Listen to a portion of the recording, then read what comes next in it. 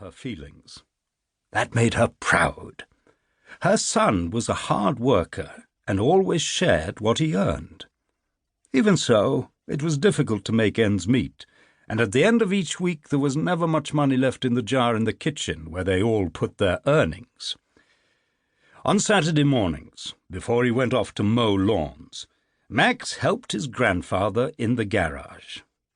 He was not allowed to do the difficult things that only a mechanic could do, but he could help in other ways.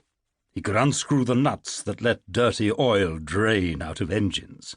He could do that quite easily, and could collect the old oil in deep trays. He could also change the rubber blades on windscreen wipers, fill a cooling system with water, and check the air pressure in tires. All these could be done while Grandfather Gus was attending to the more complicated issues of brakes and lights and gearboxes. Another thing Max could do was clean cars.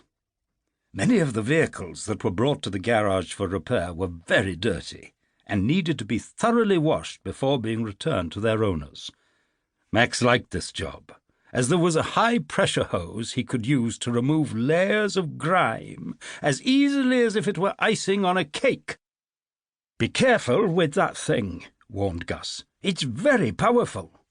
Make sure that you don't damage the cars."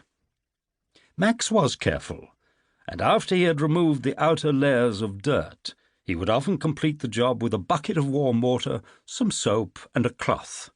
In this way he would coax the last of the dirt off the car's bodywork.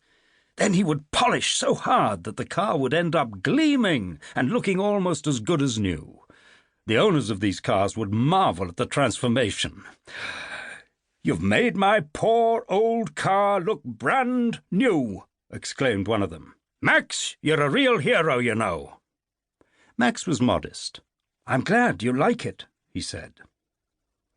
It was while he was cleaning a car one Saturday morning that he made his discovery. He was working in the garage with his mother, who sometimes stood in for Gus if he was called away to deal with a breakdown. She was not a trained mechanic, but she had picked up a lot over the years and could fix most simple things that went wrong. That morning a car had been brought in by its owner, a farmer, who apologized for its dirty state. He had meant to clean it before he brought it in to be fixed, but had been too busy getting his pigs and sheep ready for market. "Don't worry," said Molly. "My son is pretty good at washing and polishing. I've never known a car that he can't sort out, given the chance." Max beamed with pleasure at the compliment. He was pleased that his mother was proud of him, and so he set to work on the car, which was so covered in mud that it was hard to tell what colour it was underneath. It could have been blue, but then it could equally well have been red, or white, or even some shade in between. Max applied the high-pressure hose to the back of the car to remove the worst of the mud before he started to scrub the bodywork with his cloth. And that is when he saw it.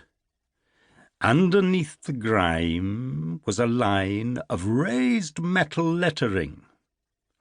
This car was an unusual shape, and Max was keen to discover what make it was. The lettering, he thought, would give him the answer. Slowly he uncovered the half-hidden letters. First there came a C, then an H, and after that an A. Now he was interested. He had not heard of a car whose name began with those letters, and he was keen to find out what followed. It was an M, and then immediately after that a P.